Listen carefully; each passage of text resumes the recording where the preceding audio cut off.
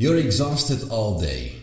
Then you finally got into bed and suddenly your brain decides this is the perfect time to replay conversations, scan tomorrow, remember that weird thing you said 6 years ago, and act like sleep is some optional side quest. That makes no sense on the surface. But stay with me, because by the end of this video, you may realize your problem is not that your brain is broken, and not even that you have insomnia in the way people actually mean it. It may be that your body never really got the message that the day is over. And once you see that, a lot of things, they start making sense. Because, let's be honest, there's no shortage of sleep advice out there. No screens, magnesium, cool room, dark room, no caffeine, breath, stretch, meditate, read fiction, buy a better mattress, buy a weighted blanket, buy a sleep spray named after I don't know what kind of forest. And still, a lot of people, they do half of that, sometimes all of that. And they still lie there wide awake thinking, why am I tired all day? But somehow mentally loud the second I want to sleep. Well, that question matters.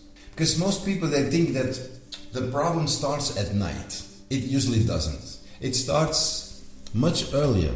It starts at the middle of an ordinary day that doesn't even look dramatic. You wake up, you check your phone too fast. You answer something before your brain is even properly online. You rush a little, you push through a little. You have conversations you call fine, but your jaw says otherwise. You move from one task to another. You make small decisions. You swallow small irritations. You stay functional. You stay decent. You keep going. Nothing huge. And that's the trick. Because your body does not only react to huge things. It reacts to accumulation. Tiny pressure. Tiny urgency. Tiny unfinished moments. And your mind calls that normal. Because technically, you handled it. Then night comes. The room gets quiet. The lights are off. No one needs anything from you. You stop moving, you stop performing, you stop distracting yourself, and that's exactly where your system goes, good. Now we can process what you kept pushing past. And that's why the thoughts arrive. Not always because nighttime creates the problem, sometimes because nighttime finally reveals it. And this is where people usually make it worse. They think, I need to stop thinking, which sounds reasonable, until you remember how the mind works. Try not to think about your phone for the next 5 seconds. Exactly.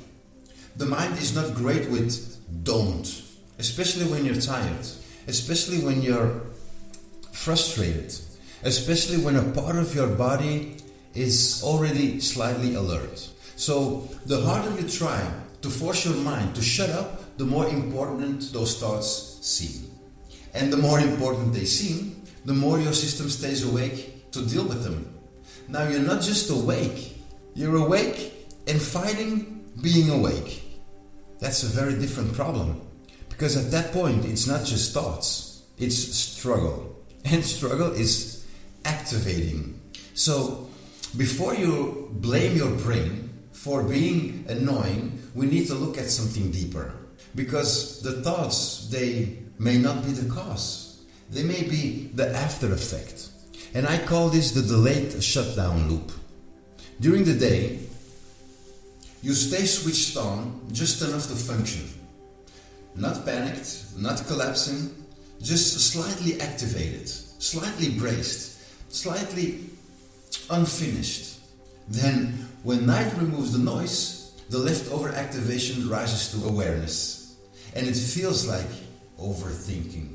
But what you may actually be feeling is your system arriving late to stillness. And that's a very different frame. Because if I tell you, you think too much, you blame your personality.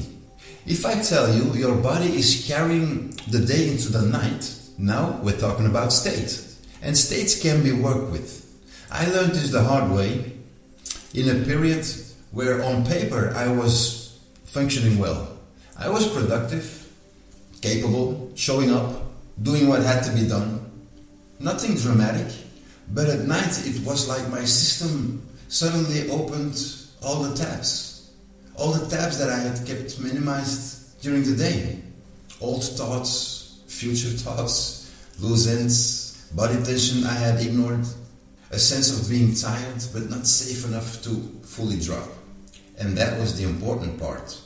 I wasn't lacking sleep advice. I was lacking a real downshift. My body had not been given a clean transition. So it kind of kept the light on. And that's the line I want you to remember. Sleep is not about tiredness. Sleep is about permission. Your body can be exhausted and still not fully let go. Because from a biological point of view, sleep is not something you force. It's something your system allows. And if a part of you still feels mildly responsible, mildly alert, mildly unfinished, the gate stays half open. Not fully on, but not fully off. Just enough to leave you tired, irritated, and wondering why your mind only becomes a philosopher after 11 p.m. This is also why people say things like, but I was sleepy on the sofa. Yes, because sleepiness and safe shutdown are not identical. You can be sleepy and still not settle once you move into bed and your mind realizes now there is no distraction left. And that's when the delayed processing starts. And that's why sometimes all the usual advice sometimes feels weirdly incomplete. Because it treats sleep like a routine problem. And sometimes it's not. Sometimes it's a carry-over problem. Sometimes the issue is not a pillow. It's the fact that your nervous system never got a clear signal that the day actually ended. So what helps? Well, not hacks. Not 10 perfect habits you follow for 3 days and then quietly hate. What helps is changing the relationship between your day and your night. First, stop making bedtime your first moment of silence. If the entire day is reaction, movement, screens, output, tension, noise, and the first real pause happens with your head on the pillow, your system will use that moment to catch up.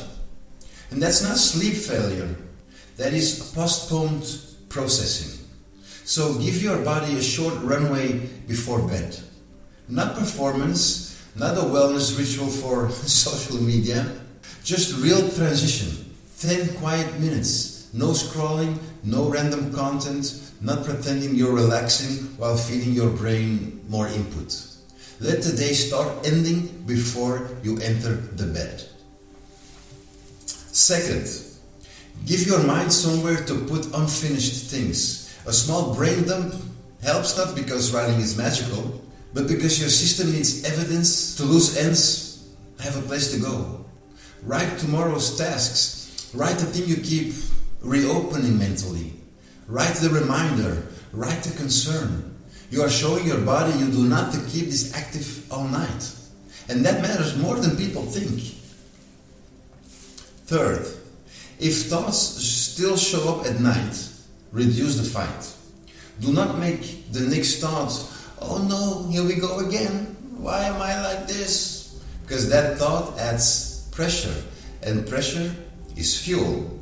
A better response is quieter. Something like, my system is late to downshift. That does not sound dramatic. Good. It shouldn't.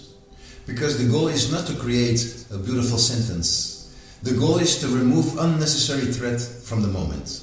And then gently redirect attention. Not force, not wrestle, redirect. Feel the exhale. Feel the weight of the blanket.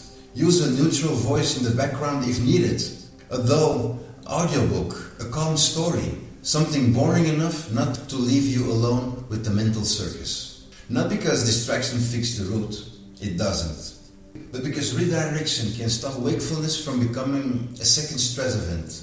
And that is often the turning point. Because the more afraid you become of not sleeping, the more your body associates bedtime with pressure. Then the bed itself becomes loaded. And now you're not just trying to sleep, you're trying to pass a test. And no wonder your system resists. So if this happens to you, hear this clearly. You're not weak. You're not failing at rest. You're not some defective person who cannot do what other adults apparently do with grace and lavender spray. Very often this is an adaptive pattern. Your system learned to stay available, stay responsive, stay on call, stay useful. That may help you during the day. It is expensive at night. And that does not mean you're broken. It means your body has been doing a job for too long and nobody taught to stop cleanly. And once you see that, the shame starts to drop. Because now the question is no longer, what's wrong with me? Now the question becomes, what am I still carrying when the day is supposedly over? And that's a much better question. Because insomnia is not always just a night problem. Sometimes it's the most honest symptom of a life that never really powers down. And that opens the deeper layer. If your body struggles to let go at night, where else it is still holding on during the day without asking your permission? And this is where this gets really interesting. Stay tuned, there's more to come. I'm out, but back soon. Check the links in the description, they might be useful.